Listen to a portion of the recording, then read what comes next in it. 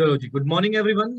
तो बेटा जैसे कि लास्ट क्लास में हमने एक टॉपिक स्टार्ट किया था, that is no consideration no contract, right. इसका हम एक एक्सेप्शन पढ़ रहे थे बेटा, सेक्शन 25, और जिसमें मैं आपको 4 पॉइंट पढ़ा चुका हूँ, right. Agreement on the basis of love and affection के बेसिस पे हमने पढ़ा था। फिर हमने पढ़ा था पास वॉलंटरी सर्विस के बेसिस पे, फिर हमने पढ़ा था टाइम बार डेट का ऊपर, राइट। और फिर लास्ट में हमने पढ़ा था कंप्लीटेड गिफ्ट्स। तो ये 4 पॉइंट मैं आपको ऑलरेडी प्रीवियस क्लास में डिस्कस करा चुका हूँ कि इन केस में अगर कोई एग्रीमेंट बनता है, अगर उसमें कंसिडरेशन नहीं भी है, तो भी बेटा उस कॉन्ट्रैक्ट को, उस एग्रीमेंट को हम क्या मानेंगे बच्चे? वैलिड मानेंगे। क्या मानेंगे बच्चे? वैलिड मानेंगे। और वो उस सिचुएशन में केस फाइल भी हो सकते हैं, राइट। तो आज कुछ और पॉइंट इसमें बचे हैं बेटा, उनको भी डिस्कस कर लेते हैं। फिर हम एक बड़ा ही इंटरेस्टिंग टॉपिक आज डिस्कस करेंगे, the doctrine of privity of contract, right. This is also very important. चलिए फटाफट से जरा ध्यान सुनेगा। हमारा जो कौन सा पॉइंट था, 1 2 3 4 5 पॉइंट था, contract of agency. Fifth point है हमारे पास, कॉन्ट्रैक्ट ऑफ एजेंसी। अब देखो, इंडियन कॉन्ट्रैक्ट एक्ट में बच्चे आपको ना काफी डिटेल में पढ़ाया जाएगा कॉन्ट्रैक्ट ऑफ एजेंसी, ठीक है। आगे चल के इसका एक प्रॉपरली बेटा कंप्लीट टॉपिक है, जहां पर मैं आपको काफी डिटेल में कराऊंगा। अंडर सेक्शन 185 में दिया गया है, राइट। वहां पर हम काफी डिटेल में डिस्कस करेंगे, बट यहाँ पर इसकी थोड़ा बड़ा थ्योरी दे रखी है, तो जरा लिखिए फटाफट से। कहते हैं,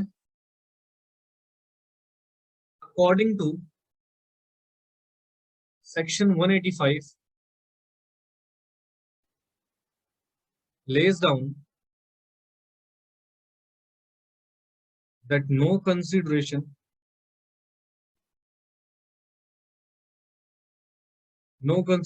is necessary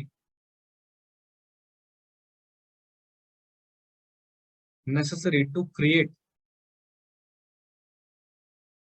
an agency।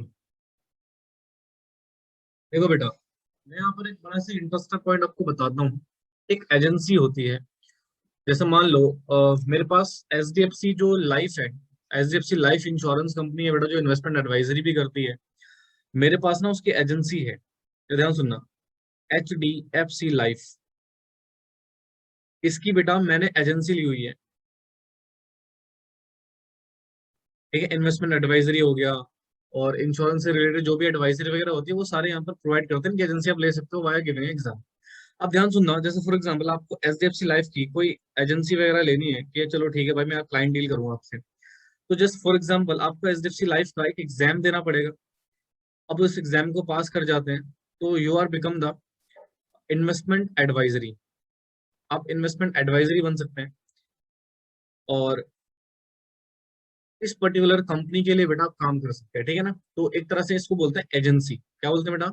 उस पर्सन की एजेंसी ले लेना। तो यहाँ पर क्या होता है बेटा, ध्यान तो सुनिएगा प्लीज।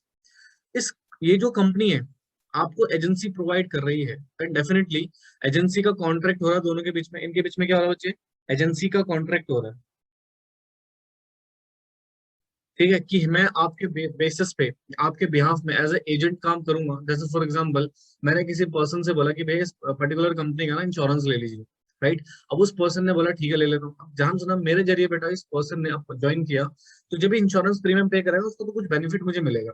यानी कि एचडीएफसी लाइफ ने मुझसे प्रॉमिस किया है कि जैसे ही आपके कोई क्लाइंट जुड़ते हैं, तो उस क्लाइंट का जो भी इंश्योरेंस प्रीमियम अमाउंट होगा, उसका कुछ परसेंटेज हम आपको प्रोवाइड करेंगे एवरी ईयर। अब जरा हम सुना, यहाँ पर एचडीएफसी लाइफ मेरे से कुछ प्रॉमिस कर रही है, यानी कि एचडीएफसी लाइफ मेरे से क्या कर रही है बेटा, यहाँ पर कुछ प्रॉमिस कर रही है, we will pay some amount of premium, right, if you join some clients.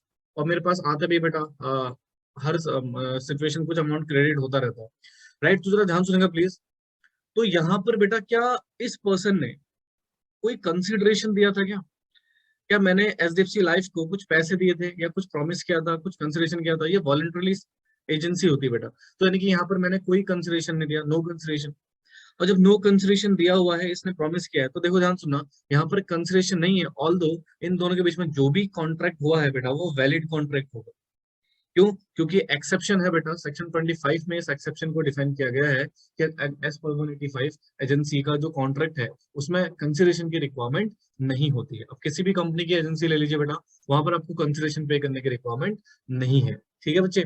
तो this is the basic situation कि कहते हैं कॉन्ट्रैक्ट, जो एजेंसी के कॉन्ट्रैक्ट बनते हैं बेटा, राइट, उनमें अगर कंसिडरेशन नहीं भी है तब भी बेटा वो वैलिड कॉन्ट्रैक्ट माने जाते हैं। तो एचडीएफसी लाइफ कल को ये नहीं बोल सकता कि मैं आपको इस फर्दर अमाउंट पे नहीं करूंगा जस्ट बिकॉज कि आपने कंसिडरेशन नहीं दिया है। ठीक है, तो पहले ही लॉ में लिखा हुआ बेटा कि consideration is not necessary for the contract related to agency. ठीक है, किसी की भी एजेंसी अगर आप ले रहे हैं तो वहां पर बेटा किसी भी प्रकार का कंसिडरेशन की नीड नहीं है, नेसेसरी नहीं है। ठीक है, तो वहां पर जो प्रॉमिस हुआ है वो फुलफिल करना पड़ेगा। रीजन बीइंग सेक्शन 25 कहता है, ठीक है, कि this is the exception of no consideration no contract. समझे? हाँ जी बेटा, क्लियर हुआ? इसको नोट कर लो प्लीज। लिखा लिखा हुआ है कॉन्ट्रैक्ट ऑफ बेलमेंट, ध्यान ध्यान सुनेंगे प्लीज। सबसे पहले पॉइंट ये आता है सिर्फ बेलमेंट है क्या और इसमें क्यों हमें कंसिडरेशन पे नहीं करना पड़ता। तो पहले काम कीजिए, थोड़ा सा इसका थ्योरेटिकल पोर्शन लिख लीजिए, फिर मैं आपको एग्जांपल के थ्रू समझाता हूँ। कहते हैं as per section 148 of contract act, contract act कहते हैं no consideration is necessary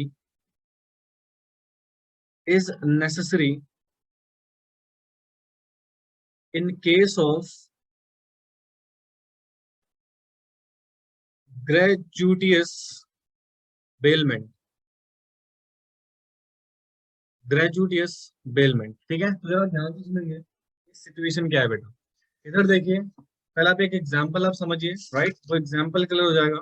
then ये बहुत सिंपल सा पॉइंट है बेटा। एक सिंपल सा एग्जांपल देखिएगा, ठीक है ना।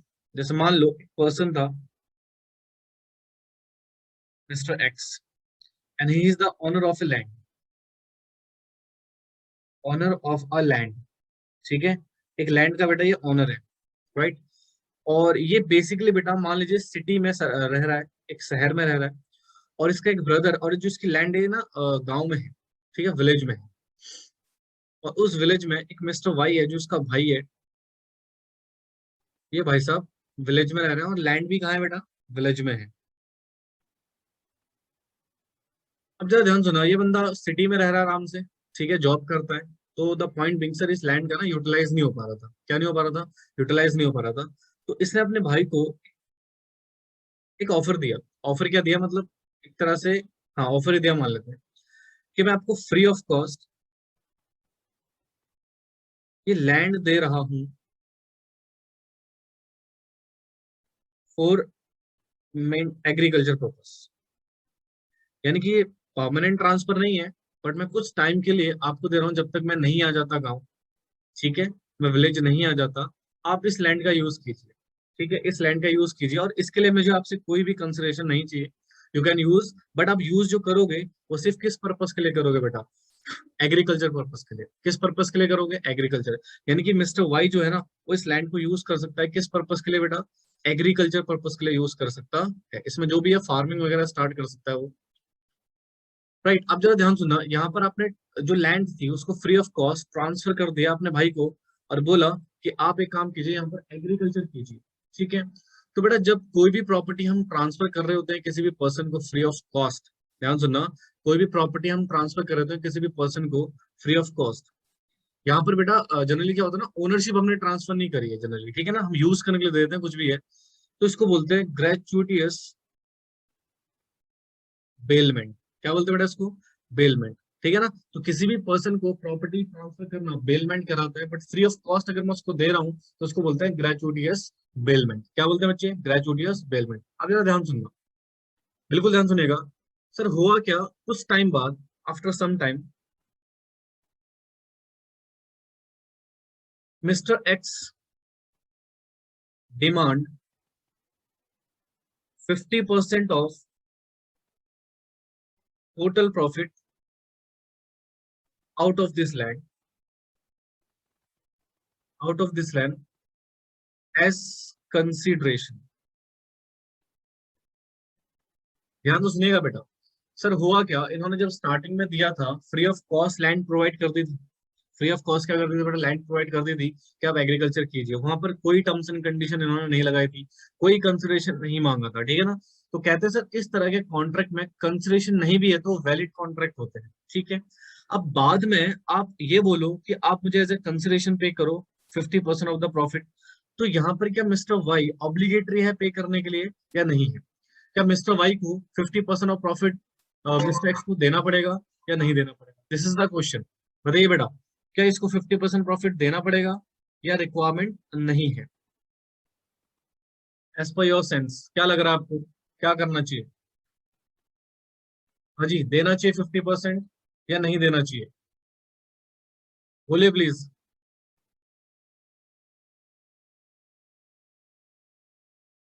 जनरली नहीं देगा बेटा, ठीक है, not required. Reason being not required इसलिए बेटा क्योंकि जनरली बात है ना, स्टार्टिंग में जब कॉन्ट्रैक्ट हुआ था तो उस कॉन्ट्रैक्ट में ऐसा कोई टर्म्स एंड कंडीशन आपने नहीं डाला था।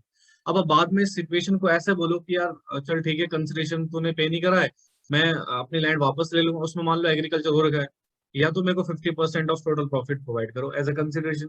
तो कहते हैं सर इस तरह का कोई भी टर्म्स एंड कंडीशन बाद में पर्सन ऐड नहीं कर सकता, क्योंकि इन्होंने जो ट्रांसफर करा था वो ग्रेजुएट बिलमेंट किया था, यानी कि जो करा था वो फ्री ऑफ कॉस्ट ट्रांसफर किया था, उस टाइम पे कोई कंसिडरेशन की बात नहीं हुई थी।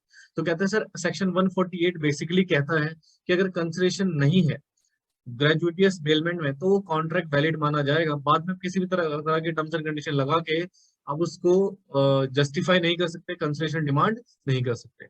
समझे? तो इसको बोलते हैं बेटा बेलमेंट। या एक छोटा सा बेस्ट एग्जांपल मैं आपको देता हूँ, जैसे मान लो, ध्यान सुनो प्लीज, आपने जनरली ऐसा होता है, बहुत सारे बच्चे ऐसा कर देते हैं, सुनना ध्यान से, जैसे मान लो आप 12th पास हुए, अब आपने क्या करा, अपनी बुक्स वगैरह 11th से जो 12th में बच्चे आए थे, राइट, उनको अपनी बुक प्रोवाइड कर दी।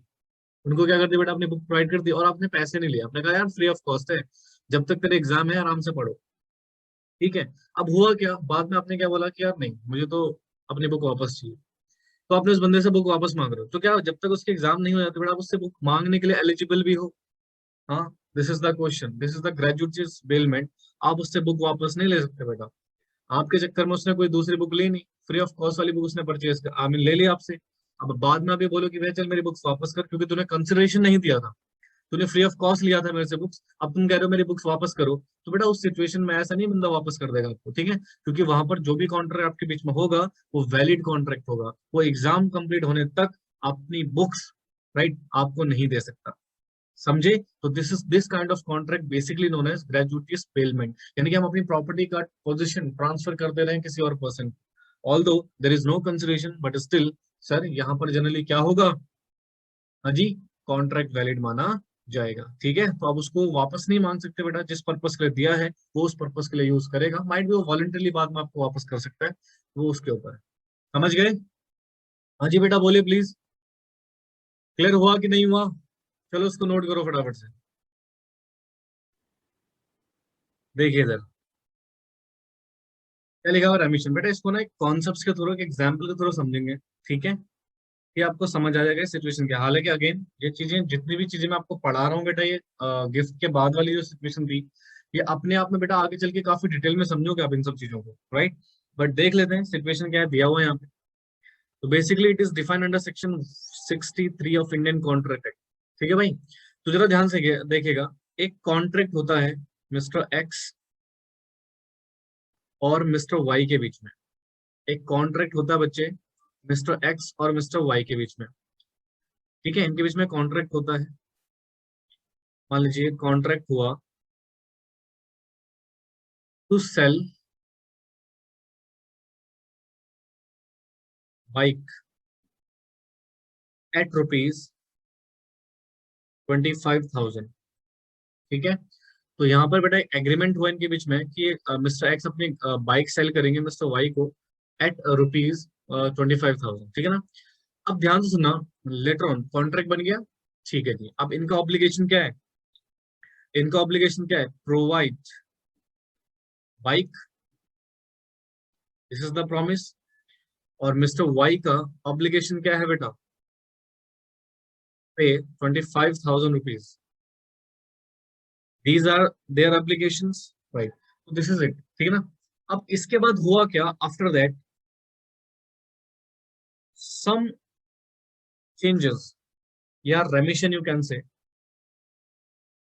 या सम चेंजेस लिख लेते हैं ज्यादा बेटर है, चेंजेस इन कॉन्ट्रैक्ट। हुआ क्या, मिस्टर एक्स ने बोला, मिस्टर एक्स स्टेटेड दैट या agree to receive 20,000 rupees instead of 25,000 rupees. ठीक है, ध्यान सुना बेटा, पहले इन दोनों के बीच में एक एग्रीमेंट हुआ और उस एग्रीमेंट में इन्होंने बोला कि सर मैं 25,000 रुपए में अपनी बाइक आपको सेल कर दूंगा। ठीक है, लेटर ऑन बेटा इन्होंने कॉन्ट्रैक्ट में कुछ चेंजेस किए और उस चेंजर में इन्होंने बोल दिया कि now I will receive what बेटा, इन्होंने यहाँ पर क्या करा, प्रॉमिस किया कि मैं 20,000 रुपए, आप मुझे 20,000 रुपए पे कर दीजिए रादर देन 25,000 रुपीज। तो इसका मतलब बेटा ध्यान सुनना, पहले वाले में सिचुएशन क्या थी, दोनों ही ने प्रॉमिस किया था। अब यहाँ पर ये बंदा कर रहा है प्रॉमिस कि मैं 20,000 रुपए आपसे रिसीव करूंगा instead of 25,000 rupees. Whatever the reason, क्या रीजन था हमें उससे उसमें नहीं जाना है बेटा, बट जनरली बेटा यहाँ पर मिस्टर एक्स एग्री हो गया है कि भाई साहब मुझे आप क्या कीजिए, 20,000 ही दे दीजिए, 25,000 मत दीजिएगा। बट इसके बदले में ना कोई कंसिडरेशन नहीं मिला इसको, ध्यान तो सुनना, इसके बदले में मिस्टर वाई ने कोई कंसिडरेशन पे नहीं किया है। राइट, इसने खुद ही प्रॉमिस किया है कि आप मुझे 20,000 रुपए दे देना 25,000 रुपए के बदले। तो the situation is that sir, यहाँ पर जो हुआ ना, इसको बोलते हैं रेमिशन इन कॉन्ट्रैक्ट। क्या बोलते हैं, रेमिशन इन कॉन्ट्रैक्ट। रेमिशन में मतलब होता है बेटा कुछ चेंज कर देना कॉन्ट्रैक्ट में, कुछ नई टर्म्स लिया ना वट एवर। अब इस टर्म्स के लिए बाद में मुकर नहीं सकता, ये बाद में नहीं बोल सकता यार नहीं मुझे तो 25,000 चाहिए, मुझे 20,000 तो मैंने ऐसे ही बोल दिया था। नो, आपने प्रॉमिस किया, ऑल दो बाद में ही बोले कि भाई मैंने 20,000 बोला था बट तूने तो मेरे से कोई प्रॉमिस नहीं किया, तो तूने तो मुझे कोई कंसिडरेशन नहीं था ना, तो ऐसे कुछ नहीं होता, तो एक काम कर मुझे 25 ही दे रहा, तो नहीं, बाद में ऐसा नहीं बोल सकता क्योंकि इसने बेटा यहाँ पर प्रॉमिस किया है। अगर रेमिशन के तहत आप कोई प्रॉमिस करते हैं और उसके बदले अगर आपको कंसिडरेशन नहीं भी मिला है बेटा किसी भी चीज का, तो आप अपने उस प्रॉमिस से मुकर नहीं सकते बाद में। You have to follow that promise, आपको 20,000 रुपए ही लेने होंगे, 25,000 की डिमांड आप नहीं कर सकते। समझे, तो ये होता है बेटा रेमिशन के बेसिस सिचुएशन में कि यहाँ पर कंसिडरेशन की रिक्वायरमेंट हमें नहीं पड़ती है इन कॉन्ट्रैक्ट में जब कोई भी रेमिशन होता है। समझे बेटा, बोलो please.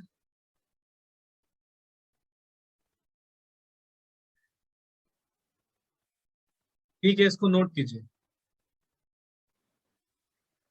Point number 8, contract of guarantee under section 127 define किया गया है। इसको हम अगेन एग्जाम्पल के तौर पे पढ़ेंगे सो दैट आपको ये समझ में आ जाए। जरा 2 मिनट ध्यान से सुनिएगा please.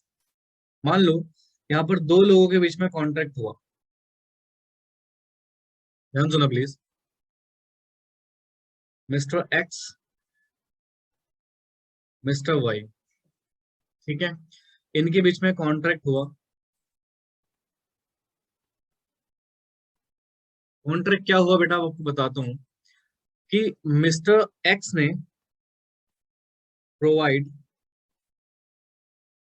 ₹1,00,000 as loan to mister Y.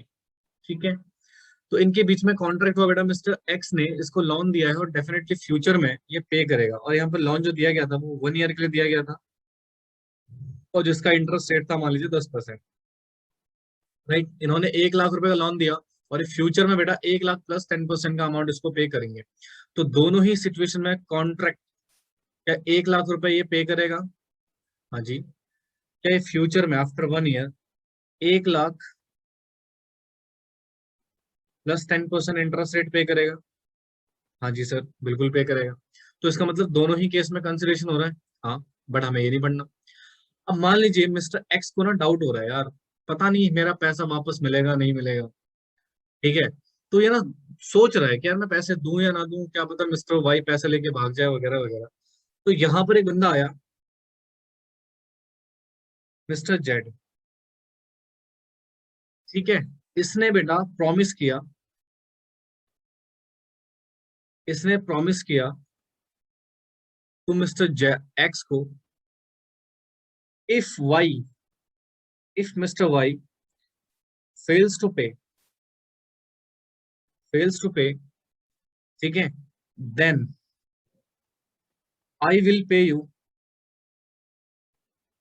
That amount. ठीक है, इसने क्या करा, ध्यान सुनिए बेटा प्लीज। तो देयर इज अ सिचुएशन, ध्यान सुना प्लीज। तो ये हमारा कॉन्ट्रैक्ट हुआ था।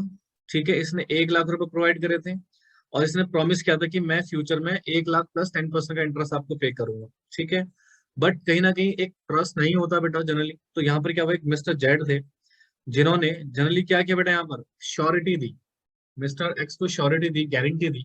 क्या दी बेटा, गारंटी दी कि अगर अगर मिस्टर वाई पेमेंट नहीं कर पाएगा तो आई विल पे on behalf of mister x that amount with interest. ठीक है, अब बेटा ध्यान सुनिएगा प्लीज, इन्होंने प्रॉमिस किया, इसको बोलते हैं श्योरिटी। क्या बोलते हैं बच्चे, श्योरिटी। मुझे एक बात बताइए, क्या इस व्यक्ति को कोई कंसीडरेशन मिल रहा है क्या? देखो ये प्रॉमिस कर रहा है मिस्टर एक्स को, क्या मिस्टर एक्स इसे कुछ कंसिडरेशन दे रहा है क्या? Any consideration? हाँ जी बेटा बोलो यार प्लीज, से पार्टिसिपेट क्यों नहीं कर रहे हो तुम लोग? समझ आ रहा है, पढ़ रहे हो नहीं पढ़ रहे हो तुम लोग सही से? I'm asking समथिंग, तो आपको बोलना चाहिए हाँ या ना, नालायक को। बताओ कंसिडरेशन होगा नहीं होगा यहाँ पे?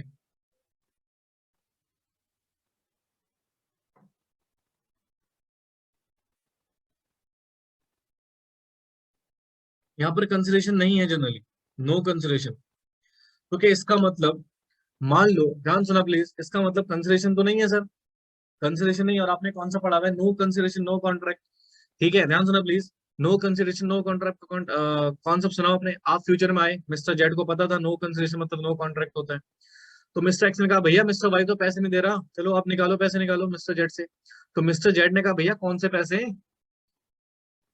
भाई मैंने प्रॉमिस किया, कब किया? तूने मुझे कोई कंसिडरेशन दिया था क्या? नहीं दिया था, फिर किस बात का प्रॉमिस? हमारे बीच में कोई जब कंसिडरेशन ही नहीं पास ऑन हुई है बेटा, तो मैं आपको किस बेसिस पे पैसे रिफंड करूं? जाके इंडियन कॉन्ट्रैक्ट एक्ट पढ़ लो, नो कंसिडरेशन नो कॉन्ट्रैक्ट। कोई कंसिडरेशन, जहां पर कंसिडरेशन नहीं होगा वहां पर कॉन्ट्रैक्ट भी नहीं होता है, राइट? तो मिस्टर एक्स बोलेगा भाई उसी कॉन्ट्रैक्ट एक्ट में आपने कॉन्सेप्ट पढ़ा होगा, सेक्शन 127 का। वहां लिखा हुआ है कि गारंटी के कॉन्ट्रैक्ट में किसी भी प्रकार की कंसिडरेशन की नीड नहीं है। ठीक है, सेक्शन 25 के एक्सेप्शन बता देगा। ठीक है, और सेक्शन 127 को रेफर कर देगा कि गारंटी वाले कॉन्ट्रैक्ट में कंसिडरेशन की कोई नीड नहीं है। इसका मतलब हमारे बीच में जो भी प्रॉमिस हुआ था वो वैलिड प्रॉमिस था, यू विल हैव टू पे, क्योंकि वहां पर एक्सेप्शन एप्लीकेबल हो रहे थे। ठीक है, तो मिस्टर जेड बेटा इसे पैसे पे करेंगे मिस्टर एक्स को, reason being although there is no consideration but there is an exception, कि अगर ये कंसिडरेशन नहीं भी है तो भी बेटा इनके बीच में जो कॉन्ट्रैक्ट होगा, जो एग्रीमेंट्स होंगे, वो वैलिड माने जाएंगे। क्या माने जाएंगे? वैलिड माने जाएंगे। तो इसलिए बेटा इसको कहते हैं this is the exception of no contract, sorry no consideration no contract. ठीक है, तो गारंटी वाले केस में बेटा इस तरह की सिचुएशन हमारी चलती है। समझ आया? हाँ जी बोलो, are you clear with this concept?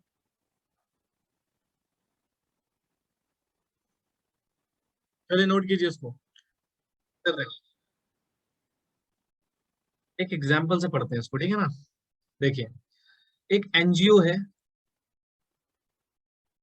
ध्यान सुना बेटा प्लीज, एक एनजीओ है जो कि चाइल्ड एजुकेशन में इंडल्ज है। ठीक है, ये भाई साहब, ये एनजीओ है ना, प्रमोट करता है चाइल्ड एजुकेशन को। ठीक है, हालांकि बेटा मैं एक बात बताऊं, आज की डेट में एनजीओ एनजीओ सब ऐसी है बकवास, सब अपने पैसे कमा रहे हैं। आपने एक एनजीओ का नाम सुना होगा, पेटा, नाम सुना है पेटा? ये बड़ा आजकल फेमस चल रहा है। नाम सुना है पेटा का, नाम सुना है? जरा इसके बारे में सर्च करना, ठीक है, उसके बाद बात करेंगे इसके ऊपर। देखो यहाँ पर क्या हुआ, एक एनजीओ है और एक पर्सन है मिस्टर एक्स। नालायक, मिस्टर एक्स है बच्चे, इसने इस एनजीओ को प्रॉमिस किया था, make a charity of ₹5 lakh. ठीक है, प्रॉमिस किया था, और डेफिनेटली ना, एनजीओ है तो कोई कंसिडरेशन तो देगा नहीं, और एनजीओ ने कोई कंसिडरेशन तो उसको दिया नहीं था, नो कंसिडरेशन। अब इन भाई साहब ने प्रॉमिस कर दिया कि मैं आपको इतने लाख रुपए की चैरिटी करूंगा मंथ एंड तक। ठीक है, बाद में भाई साहब मुकर जाएंगे, बोलेंगे भैया कोई कंसिडरेशन नहीं था, डिसएग्री। इन्होंने डिसएग्री कर दिया कि ऑन द बेसिस ऑफ, या ऑन द ग्राउंड्स ऑफ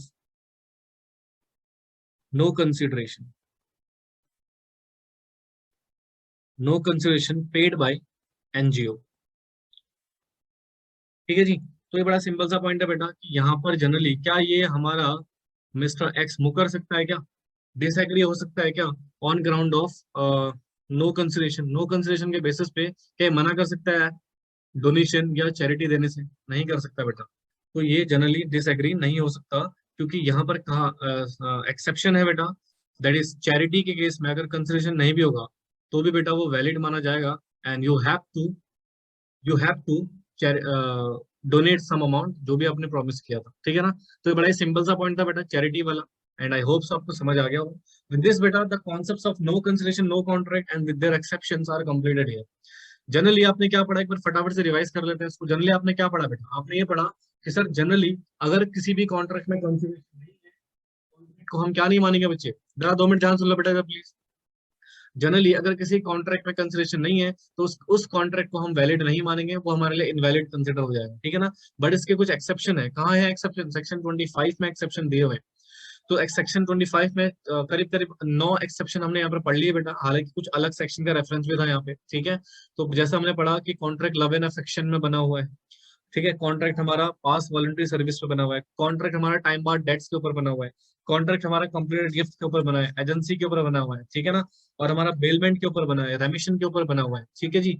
और क्या था बेटा हमारे पास? चैरिटी एंड द गारंटी वाले कॉन्ट्रैक्ट में बने हुए हैं। तो इन केसेस में, इन ये कुछ केसेस में बेटा अगर कंसिडरेशन नहीं भी होगा, अगर कंसिडरेशन नहीं भी होगा बेटा, तो भी कॉन्ट्रैक्ट वैलिड माना जाएगा। आप उस कॉन्ट्रैक्ट में वैलिड डिक्लेयर नहीं कर सकते, ठीक है ना। With this the concept is entirely completed here, ठीक है ना। इसको फटाफट से नोट करो बेटा।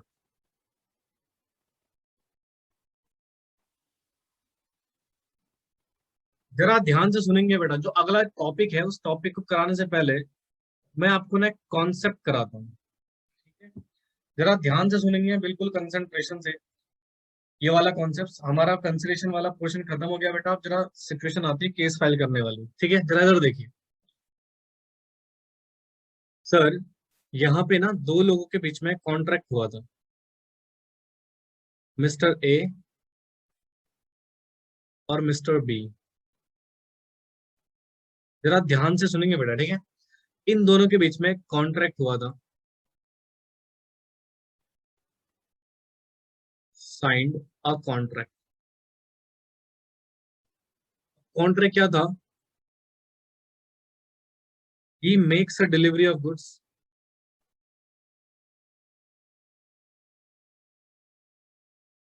ठीक है, and he makes a payment,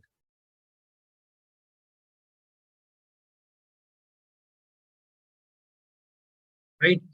जरा ध्यान से सुनेंगे बच्चे प्लीज। अब हुआ क्या, इन भाई साहब ने गुड्स की डिलीवरी तो कर दी, बट ये जो हमारा बी था fails to make a payment, ठीक है। जरा ध्यान सुने please. Mister A, mister B, दोनों के बीच में कॉन्ट्रैक्ट हुआ। सर इसने गुड्स की डिलीवरी कर दी, बट जो बी था वो क्या हो गया बेटा? फेल हो गया डिलीवरी कर पेमेंट करने में। तो यहाँ पर एक मिस्टर सी था, ठीक है। इस मिस्टर सी ने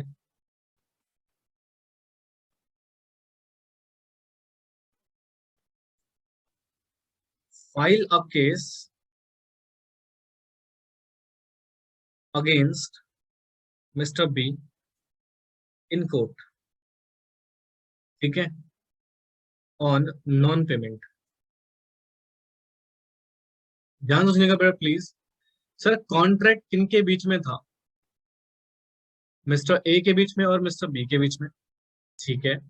सर इस बंदे ने पेमेंट नहीं करी, बी ने, तो कोई मिस्टर सी था, ऑब्वियसली बात है ना, मिस्टर सी कोई रिलेटिव ही होगा इसका। Let us assume relative of mister, relative of mister A. तो इन भाई साहब ने केस कर दिया बेटा बी के अगेंस्ट कोर्ट ऑफ लॉ में, ठीक है। तो माई क्वेश्चन, आपका मैं ओपिनियन जानना चाहता हूँ, क्या ऐसा कर सकता है mister C? What do you think बेटा, आप क्या सोचते हैं, क्या मिस्टर सी ऐसा कर सकता है? क्या मिस्टर सी बी के अगेंस्ट कोर्ट में केस कर सकता है क्या? Is it valid? प्लीज बोलो। दो बच्चों का आंसर आया नो, नो, नो। बाकी सब नो। बेटा किस बेसिस पे मना कर रहे हैं आप? कोई बेसिस है कि मिस्टर सी केस फाइल नहीं कर सकता? इससे पहले कहीं पढ़ा आपने ये चीजें? हाँ जी, इससे पहले हमने कभी ये पढ़ा है topic?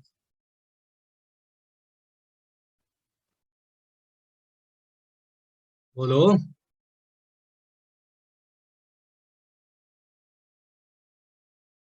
Mister C as a lawyer अगर, mister C as a lawyer अगर है, केस कर सकता है।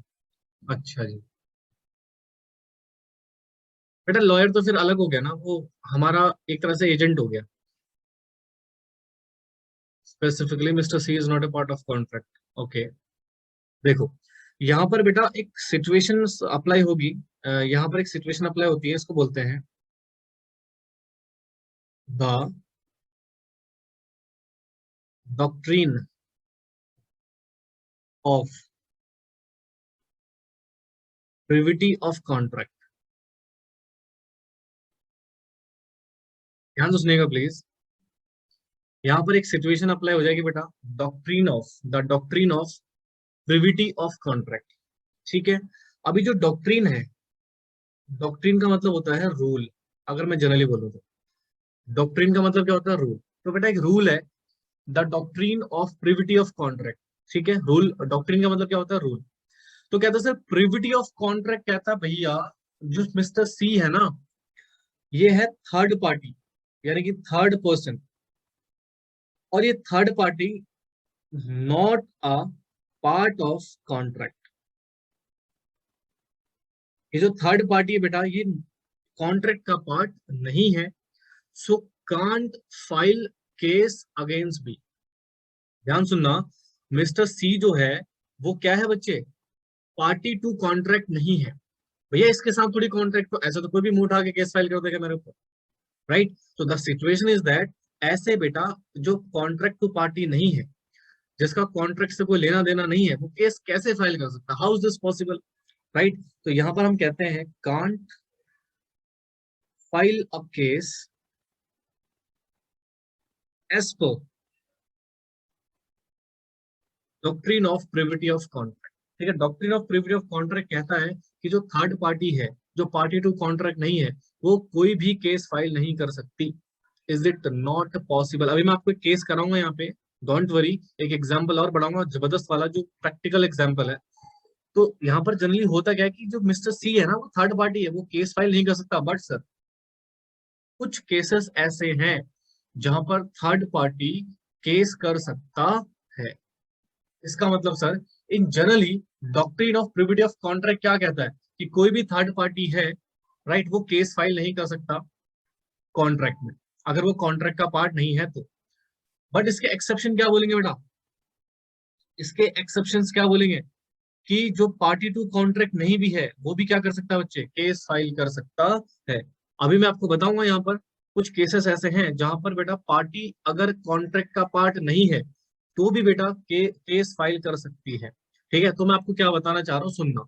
लॉ में कभी भी ना, एक बात हमेशा ध्यान रखना, ये मैं आपको पहले भी बोल चुका हूँ, अभी भी बोल रहा हूँ। लॉ एक ऐसा सब्जेक्ट है जहां पर कभी भी ना आपका आंसर डायरेक्ट नहीं हो सकता, यस नो।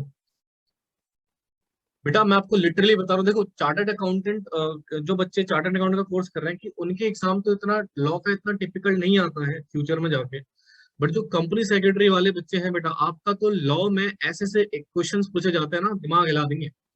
और वहां पर आपको आंसर नो यस में नहीं देना होता, ठीक है ना? तो यहाँ पर आपको आंसर देना होता है विद वैलिड रीजन। जनरली आप क्या आंसर देते हैं यहाँ पर? अगर मैं बोलता कि मिस्टर सी केस फाइल कर सकता है, तो हालांकि आपने नहीं पढ़ा हुआ था, ठीक है, मैं आपको बता रहा हूँ कि आपको फ्यूचर में कैसे अटेम्प्ट करना है। तो आपने क्या बोलना था sir? Generally according to the privity of contract. ध्यान सुना, अगर कैसे बोलोगे फ्यूचर में आंसर इसका, generally according to the privity of contract, ठीक है, the third party can not file a case in a contract, ठीक है, but on some exception of the privity of contract third party can be file a case again. देखो answer दो तरफा दे रहे हैं, case कर भी सकता है, केस नहीं भी कर सकता, केस नहीं कर सकता, केस कर सकता है, समझ रहे हो? दोनों तरह के आंसर देने होते हैं, तब जाके बेटा एक प्रॉपर आंसर आपका कंप्लीट होता है। तो यहाँ पर हमारे दो आंसर हैं। पहला sir, generally as per the doctrine of privity of contract, ये जो सी है ना, केस फाइल नहीं कर सकता। बट अगर ये एक्सेप्शन में फंस गया, अगर ये एक्सेप्शन में फंस गया, तो ये केस फाइल कर सकता है। अब वो एक्सेप्शन क्या है वो आगे चल के हम पढ़ेंगे। पहले मुझे बताइए, जो हम पढ़ने, अभी मैं आपको पढ़ा नहीं रहा बेटा कुछ भी, अभी हमने कुछ भी नहीं पढ़ा, अभी मैं सिर्फ आपको एक कॉन्सेप्ट याद दिला रहा हूँ कि कॉन्सेप्ट कैसे है, पढ़ने वाले क्या है। तो क्या ये आपको समझ आया? हाँ जी बेटा बोलो प्लीज, क्या ये आपको क्लियर हुआ?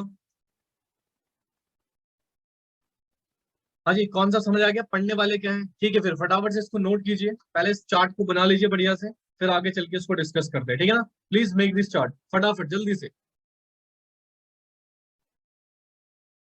देखो जी, can a person who is not a party to a contract sue upon it? Sue का मतलब होता है केस फाइल करना, ठीक है? ये जो लिखा हुआ है सू, इसका मतलब होता है केस फाइल करना, I will sue you.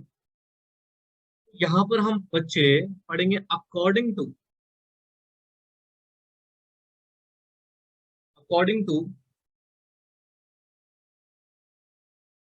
The doctrine of according to the doctrine of privity of contract, privity of contract, privity of contract, only a party to a contract is entitled to enforce a right created by the contract। कहते हैं no one is entitled to or bound by the terms of a contract to which he is not an original party। Original party कहते हैं third party, यानी कि stranger to contract. Third party जो कि stranger to contract है बेटा, has no locus standing in a contract, he is debarred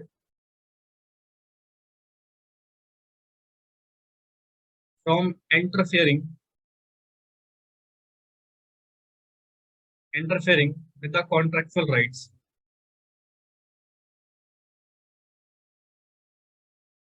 with the contractual rights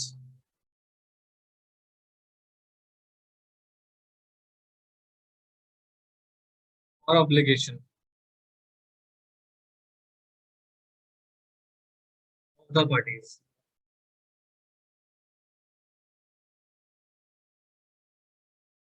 Hence, a party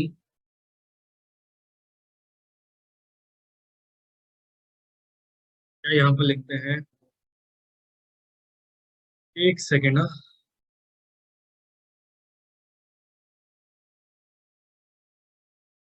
hence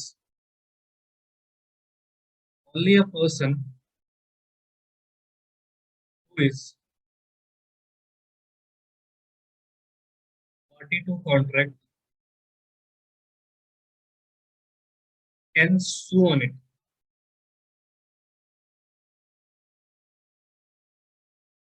ठीक है भाई, तो ये है बेटा हमारे कुछ सिचुएशन। अभी हमने बेटा यहाँ पर क्या पढ़ा था, इसका चार्ट फॉर्म। अब हम इसका क्या पढ़ने जा रहे हैं, थ्योरेटिकल फॉर्म। जरा देख लीजिए, बहुत सिंपल है, अगर आपने चार्ट ढंग से पढ़े हुए हैं बेटा बहुत सिंपल है। कहता है according to doctrine of privity of contract, तो हमारा जो टॉपिक है वो कहता है कि थर्ड पार्टी किसी भी कॉन्ट्रैक्ट में केस फाइल या सू वगैरह कर सकती है कि नहीं कर सकती है। तो कहता है only a party, doctrine privity of contract क्या कहता है, only a party to a contract entitled to enforce right created by the contract. यानी कि बेटा उन राइट को वही एनफोर्स कर सकता है बेटा जो पार्टी टू कॉन्ट्रैक्ट है। ठीक है जी। फिर कहते हैं नो वन एंटाइटल्ड या bound by the terms of contract to which he is not the original party. यानी किसी पर्सन को आप बाउंड नहीं कर सकते बेटा जो ओरिजिनल पार्टी नहीं है वो। ठीक है। कहते हैं थर्ड पार्टी जो कि स्ट्रेंजर टू कॉन्ट्रैक्ट है, नो लोकस स्टैंडी, वो पार्टी का कॉन्ट्रैक्ट का पार्ट नहीं है बच्चे इन अ कॉन्ट्रैक्ट। ठीक है। He is debarred from interfering with the contractual right and obligation of the party. यानी कि वो डिबार्ड होता है, उसको बेटा मना करा होता है, यानी कि वो यहाँ पर पार्टिसिपेट नहीं कर सकता कॉन्ट्रैक्ट में, किसी भी तरह का पार्टिसिपेशन के लिए उसको डिबार्ड किया होता है। ठीक है। रेस्ट्रिक्ट किया होता है कि वो किसी भी कॉन्ट्रेक्चुअल राइट उसके नहीं है और कोई भी ऑब्लिगेशन उसका नहीं है, ना तो राइट से ना तो ऑब्लिगेशन है। ठीक है। तो इस हिसाब से कंक्लूजन हमारा ये निकलता है, only person who is party to contract can sue on it. यानी कि वही पर्सन बेटा केस फाइल कर सकता है, केस फाइल करने के लिए एलिजिबल है जो बेटा कॉन्ट्रैक्ट का पार्ट है। ठीक है। वही पर्सन बेटा क्या कर सकता है, केस वगैरह फाइल कर सकता है। समझ आया बच्चे? तो this is the privity of contract. फटाफट से इसको नोट कर लीजिए प्लीज। यहाँ पर बच्चे हम एक केस स्टडी को सॉल्व करते हैं। ठीक है, ध्यान सुनेगा प्लीज।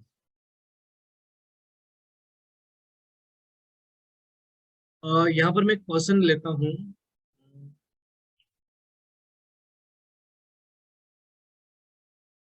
Automobile company. हमें किसी स्पेसिफिक कंपनी का नाम नहीं ले रहे बेटा, हम यहाँ पर सिर्फ क्या लिख रहे हैं, ऑटोमोबाइल कंपनी। ठीक है ना, जो कि कार्स वगैरह में डील करते हैं जनरली। इसका एक एजेंट है, एक एजेंट है मिस्टर सी। ठीक है, ध्यान सुने बेटा प्लीज। अब मिस्टर सी ने क्या किया,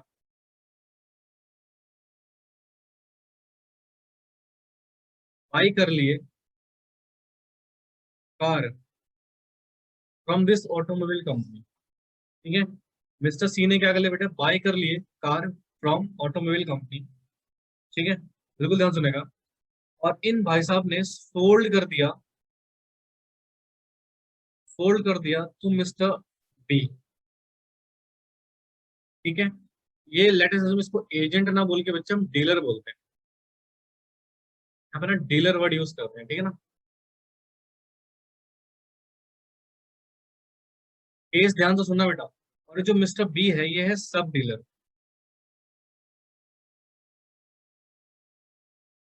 फोल्ड करा, बिल्कुल ध्यान से सुनेंगे बच्चे। और यहाँ पे ना इनके बीच में एक एग्रीमेंट हुआ, और इस एग्रीमेंट में टर्म्स एंड कंडीशन डाल दी गई। और वो टर्म्स एंड कंडीशन क्या थी कि मिस्टर सी ने बोला,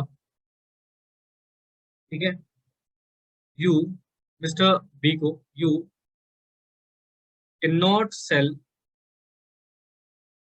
कार्स बिलो द प्राइस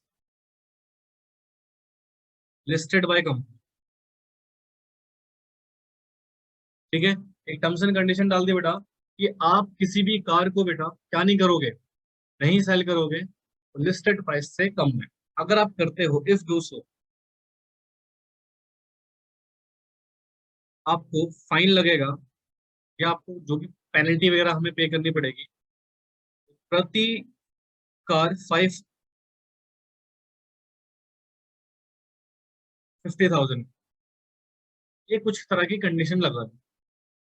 इसने कहा ठीक है भाई, क्योंकि कंपनी कहने के अपने रेपुटेशन को ध्यान में रखते हुए बोल रही है कि हमें लिस्टेड प्राइस से कम में सेल नहीं करना। ठीक है भाई, हो गया। लेटर ऑन क्या हुआ, ध्यान सुना बेटा प्लीज। लेटर ऑन क्या हुआ, मिस्टर बी ने दो गाड़ियां सेल कर दी बिलो लिस्टेड प्राइस। क्या करते बच्चे, दो गाड़ियां सेल कर दी बिलो लिस्टेड प्राइस। हुआ क्या यहाँ पर, ये जो ऑटोमोबाइल कंपनी थी,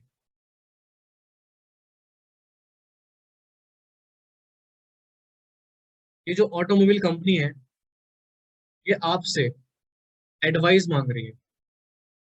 आप कौन बेटा, सीए या सीएस से एडवाइस मांग रही है, can I file a case. या एक काम करते हैं,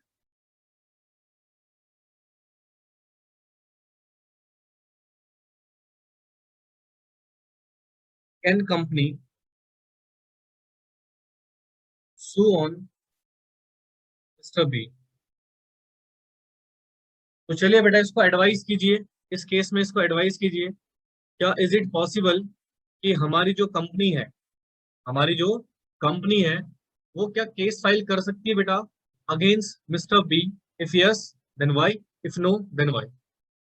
चलिए विद रीजन बताइएगा। एक बच्चे का आंसर आ गया, यस कर सकती है।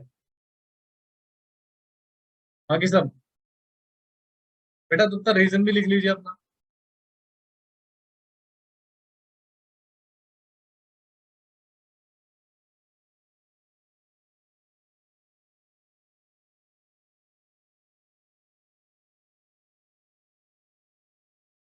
One more answer, yes. एक और आंसर यस में आ गया।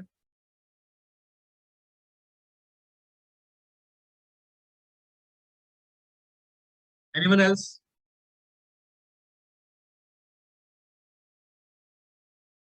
Because mister B break the terms and condition, okay. Yes sir, because according to terms and condition, okay. Mister C ने कंडीशन में क्या बोला है? मिस्टर सी ने कंडीशन में क्या बोला है? मैंने, अरे नालायक, ऐसे क्वेश्चन पूछ रहा है।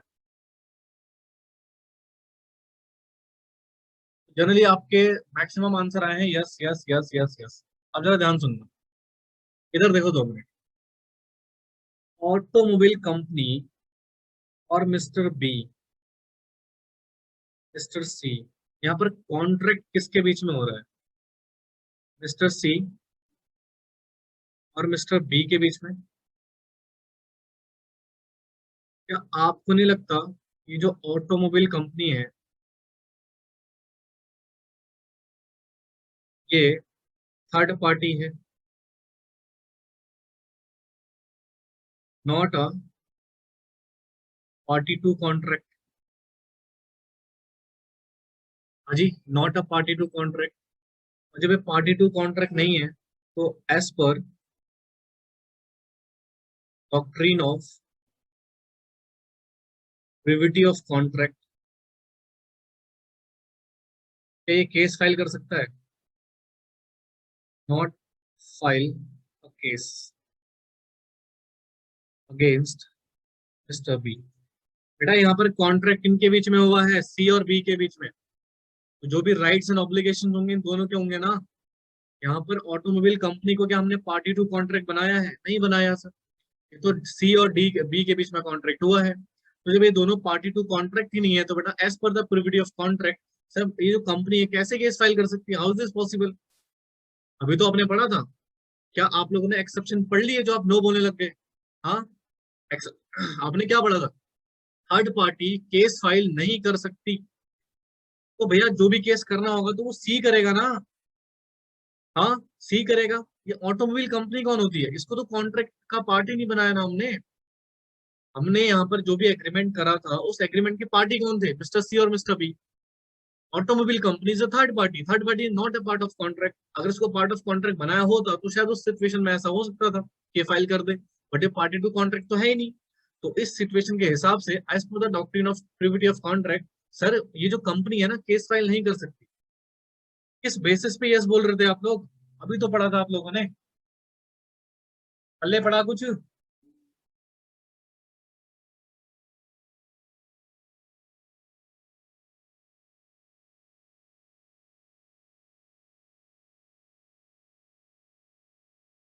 पार्टी टू कॉन्ट्रैक्ट तो मिस्टर सी और मिस्टर बी है ना बेटा।